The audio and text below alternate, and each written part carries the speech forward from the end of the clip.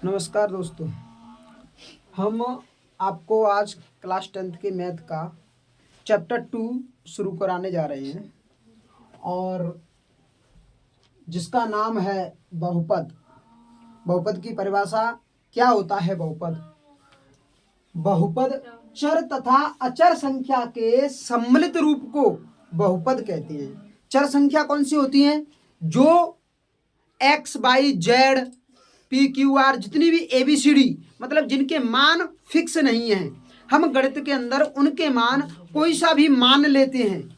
जैसे x को कहीं पे भी यूज कर लेते हैं, हम y को किसी भी जगह पर गणित में यूज कर सकते हैं, लेकिन उसका फिक्स मान नहीं है और ये चर राशि है। इसके साथ साथ और भी चर राशि मानी जाती हैं, जैसे alpha beta gamma delta theta, ये भी चर राशि ही होती हैं। इनके भी मान फिक्स नहीं होते हैं, इसलिए इन्हें भी चर राशि कहा जाता है। चर राशि आपको समझ में आई होगी कि चर राशि किसे कहते हैं। वैसे आप यहाँ 10th क्लास तक के मैथ पर पहुंच गए हैं, तो 9th क्लास में आपने अच्छी तरह समझा होगा, पढ़ा होगा कि चर राशि किसे कहते हैं और अचर किसे कहते हैं। और अचर राशि के बारे में मैं आपको बता देता हूँ। अचर राशि होती है जिन संख्या का मान फिक्स रहता है, नियत, जैसे गिनती वाली संख्याएं 1 2 3 4 ये संख्याएं हैं, इनके मान बदलेंगे नहीं। एक है तो वो एक ही रहेगा, एक की जगह पर किसी और दूसरी संख्या को नहीं रख सकते आप। गणित में अगर एक लिखा है तो उस जगह पर एक ही रहेगा। जैसे मान लो यहाँ ये 2 लिखा है तो ये 2 ही रहेगा, ये इसकी जगह पे ऐसे नहीं है कि 2 की जगह पे हम किसी भी जगह पे गणित में 2 की जगह पे, चलो 2 नहीं, 2 की जगह पे मान लो 5 लिख लेते हैं। ऐसे कैसे लिख लेंगे? 2 तो 2 ही है भाई, 2 जो संख्या लिख के आई है गणित में तो उसको 2 ही मानेंगे।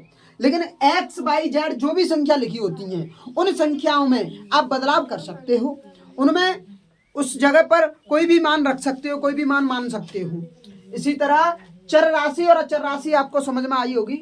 चर राशि तथा अचर राशि दोनों संख्याओं का, चर और अचर दोनों संख्याओं को अगर मिलाकर लिख दिया जाता है तो इस प्रकार की पद को बहुपद कहते हैं। जैसे 3x + 2, 3x में देखिए 3 अचर है, x चर है, +2 अचर है, इनको मिलाकर लिखा जाता है तो ये पूरा का पूरा बहुपद कहलाएगा। ये यहां से लेके यहां तक ये सब बहुपद है।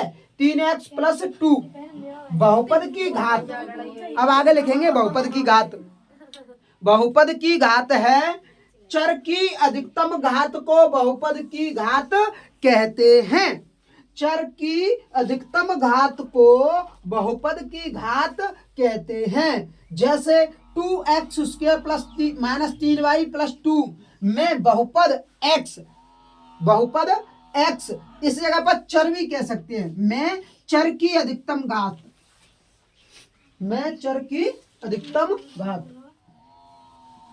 चर की अधिकतम घात 2 है, इसलिए इस बहुपद को बहुपद की घात कहते हैं। इस बहुपद में अधिकतम जो भी घात होंगी उसकी घात उतनी होंगी, उसे बहुपद की घात कहेंगे।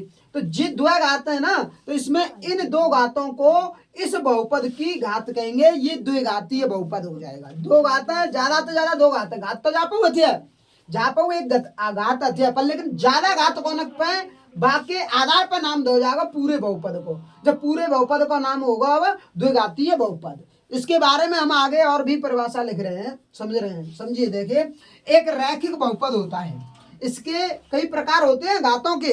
एक रैखिक बहुपद होता है। रैखिक बहुपद में किसी भी बहुपद के अंदर चर की घात अगर केवल एक है, एक से अधिक किसी भी चर पर नहीं है, तो उस बहुपद को रैखिक बहुपद कहेंगे। मतलब चर x y z ABCD जितनी भी हैं उन सब पर देखी जाए तो सबसे ज्यादा बड़ी से बड़ी घात केवल एक हो तो इस बहुपद को रैखिक बहुपद कहते हैं। जैसे रैखिक बहुपद की अधिकतम घात केवल एक हो उसे रैखिक बहुपद कहते हैं। जैसे 2x + 3 में ये चर यहाँ पे x है और इस x पे घात एक कुछ नहीं लगाया तो एक मानी जाती है, और एक घात है तो ये रैखिक बहुपद है। ऐसे इसमें √3x + 5, अंडरूट 3x, x पे कोई घात नहीं है, ये घात तो 3 पे है, तो अंडरूट के अंदर 3 है, x अंडरूट के अंदर नहीं है, इसलिए x की घात 1 मानी जाएगी और 1 घात है तो रैखिक बहुपद कहलाएगा। अगला है द्विघात बहुपद। द्विघात बहुपद में बहुपद की अधिकतम घात 2 हो। अधिकतम घात कितनी हो? बहुपद यानी चर, बहुपद के अंदर जितने भी चर आए हैं उन चर में चर की एक चर पर, किसी भी चर पर एक पर ज्यादा से ज्यादा घात केवल 2 होनी चाहिए, 2 से ज्यादा नहीं होनी चाहिए, इसलिए उसे द्विघात बहुपद कहलाएगा। और द्विघात बहुपद में देखिए जैसे y square minus Z, Y square minus Z, इस जेड में देखिए ये भी चर है और ये भी चर है, ये भी चर है और ये भी चर है, दोनों में घात जा पे 2 है और जा पे 1 है, जा पे 2 है जा पे 1 है, लेकिन जा पे घात ज्यादा है इसलिए जा को ही नाम दो जाओ या पूरे बहुपद है तो 2 घात बहुपद कहलाओ, फिर 2 घात बहुपद।